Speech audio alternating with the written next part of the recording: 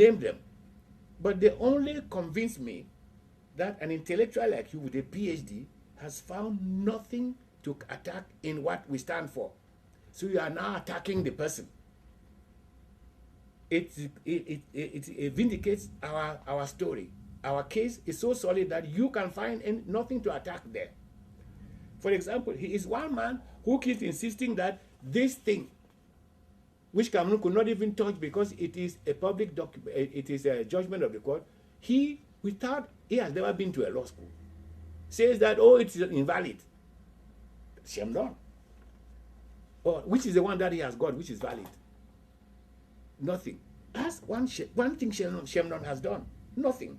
He's there to damage whatever Ambazonia is doing. So it is clear and easy that this man has a negative approach to this matter. That's why I call their clique saboteurs and confucionists negative clique. SCNC. Let me ask you, let me go back to one of the things that you say he accuses you of. Is it an honest or an legitimate accusation to say that because somebody contributed to, let's use to the creation of, or contributed to the union between Southern Cameroon and La Republique, that person cannot see the light at some point and say this was wrong? Is it? I guess the question is it legitimate for someone to hold you for your activities now because you were part of the 1960 politics as far as joining La Republique? First of all, I was never part of it. Let's assume.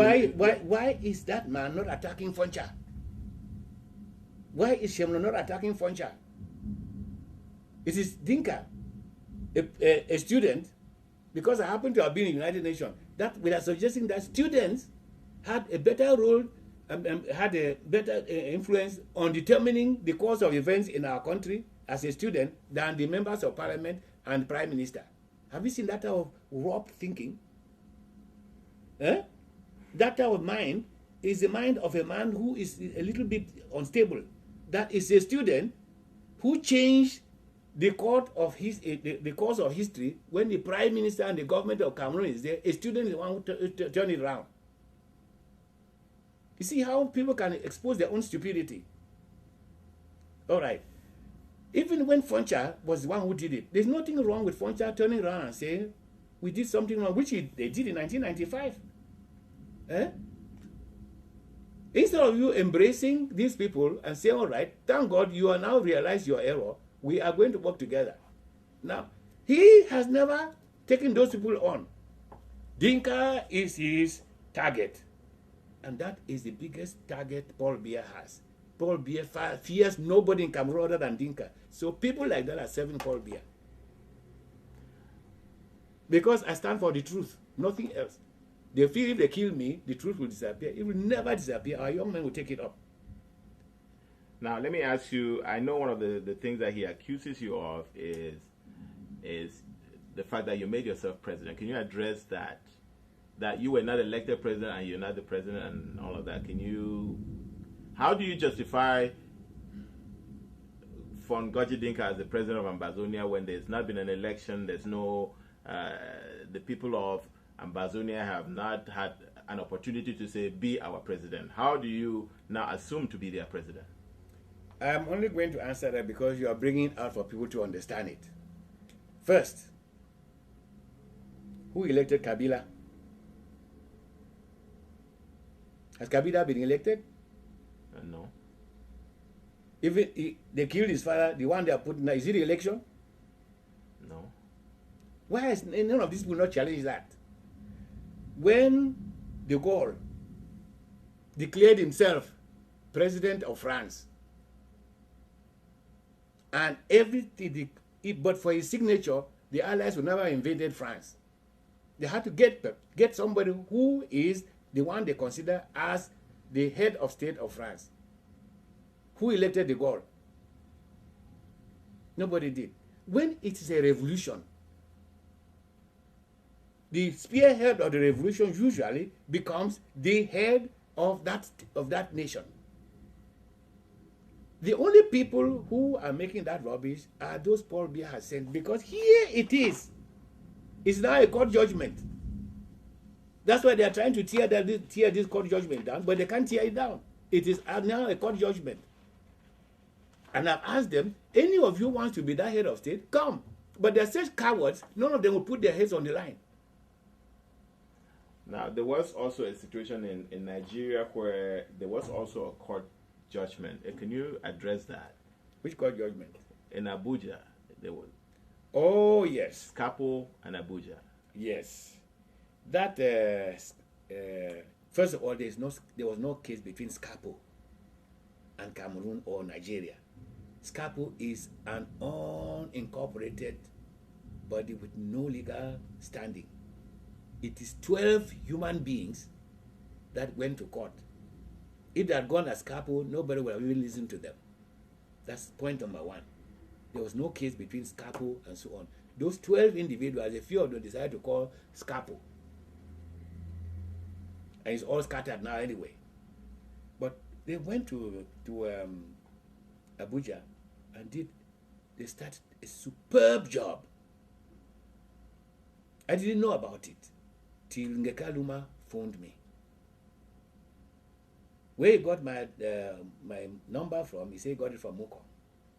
He said, I must come and help them. I said, help you do what? What is happening? He said, we have filed a case in court in Abuja. I said, what is the nature of the case? He mumbled and told me they're asking Nigeria to help them in the case to put our case at the Hague International Court of Justice. I said, that would be fine.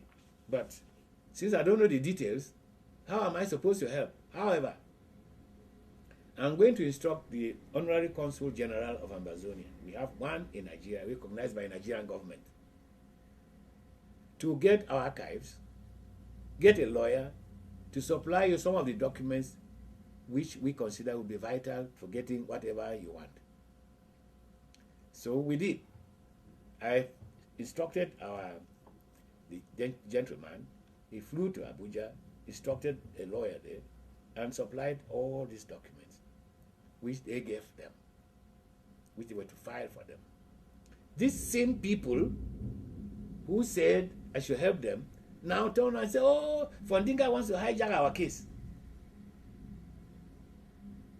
You see that mentality of inferiority complex. They asked me to help. I sent them documentation. They say, oh, this man wants to take our thing. Liberation of a country is their thing. See that our mentality? However, when I first read the first order of that woman, that judge, I said, yes, something is going to come out of it. When she was adjourning the case, because they had said, oh, these people have no local standard, they have no so and so, the woman ruled that they have a right to file this action. And what they had applied for was solid. But what they came with, when they you see, they took it and went to the Hague. The lawyer they took along could not be allowed to enter Holland. Was he a Nigerian lawyer? He's a Nigerian lawyer. Okay. And we thought that... Why did they need a lawyer? They're lawyers themselves. Who? Most of the 12. Who are the lawyers themselves? Gumne is a lawyer. I don't know. Gumne is not a lawyer. Nangam, you know Nangam, no? Yes. Nangam is a teacher. There was no lawyer. The only lawyer who was among them was Mukwelengo. He's dead now. That was the only lawyer among them. Okay. So they needed to hire a Nigerian lawyer? They hired a Nigerian lawyer. Okay. And the impression I had from rumor was that they were being helped by Asorok. That's the presidency of Nigeria. Yes.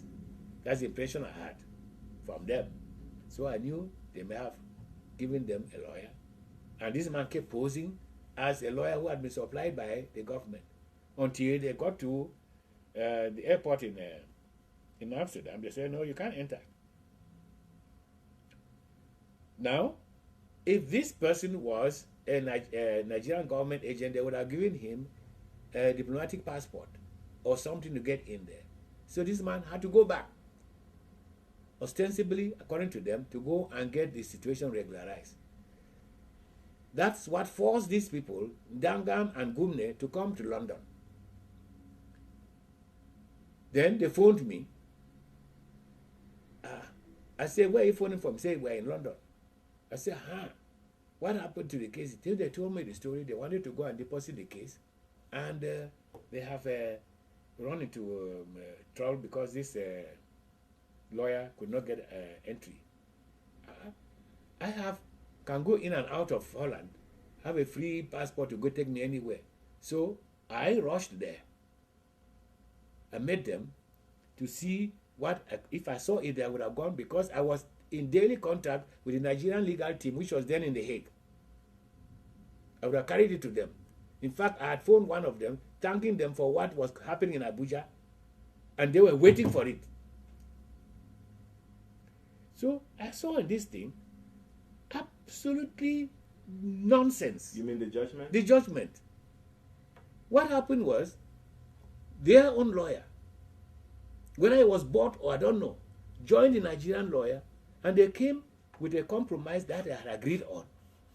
That it was more or less to ask Nigeria to raise the case, make a case against Cameroon because of southern Cameroon. And I said, my goodness. Are you saying it was not a court judgment? No, I'm not saying it's not a court judgment. What happened was that what they forced, because when two lawyers on opposite side have agreed on what the judgment should be, the judge cannot go behind it. The judge has to put that down. Okay. And what came out was absolute nonsense. I asked them, I said, what am I going to take to these people? The head of the Nigerian team, Kinjede, I know him very well. What are they going to use here? Then what was in there that was, what should have been in there? What should have been in there to state what we told, what my people, what I had got my people in Abuja to tell them was this: get Nigeria to file two documents. One, challenging the local standard of Cameroon in Bakassi, and put out the plebiscite to show that the Bakassi, the plebiscite entitled Cameroon to be in a confederacy with the Republique du Cameroun, and that to be in a confederacy with Ambazonia, and that by jumping and coming right to Bakassi, they were more aggressors than Nigeria having taken a few square inches of Bakassi. And that they also show them this court judgment, which says Cameroon is illegally occupying Ambazonia. Now let's go and back. Let me finish. If they show them that, and they insist that Cameroon is an aggressor, has no local standard before this court, it's just like somebody, a trespasser in piece of land, is suing another trespasser. They say, well, show us your title. You have no title, you cannot chase this other one away. They would have got the case struck out. Cameroon case would have been struck out. And Ambazonia would have been free ipso facto. Because it would have proved that Cameroon has no right to have even occupied Ambazonia up to Bakassi. And so they have no right to challenge Nigeria occupying a few square meters of the Bakassi Peninsula. That was why we asked them, they should make sure Nigeria, that court judgment compels Nigeria to file this document. They rejected it, got this compromise, and came. I asked Ndangam, I said, none of you is a lawyer, so you wouldn't probably understand this. I said, I read it to them. Is there anything here which compels Nigeria to do anything? He said, no. The judgment was unenforceable even against Nigeria, let alone getting Nigeria to do something. That's why it has remained high and dry. Nothing has happened to it. Just clarify one thing for me. So you're saying that even the plebiscite did not extend the boundaries of La Republique du Cameroun to have a maritime boundary with Nigeria? But that's what I started all this long showing you about this plebiscite. I told you that independent country, we only cooperate in 8 matters. So how can La Republique come to our country? Even the federal could not even take part of our land. Look at the European Union. Is there anybody interfering with land of the Belgians or the smallest one is Liechtenstein, 20,000 people. Has anybody got there say the EU wants to occupy part of your country? Each one is independent, but they are cooperating. This is what we were to be with Cameroon. Now let me ask you this: is this thing of a confederation something you are now deducting from the documents? Okay, it was not said this is going to be. No, it's a deduction from the document. The legal setting is that as long as each person is independent, the other one is independent. The union is a confederacy. A confederacy under political science means a league of nations. 2 nations creating a league between themselves. Okay.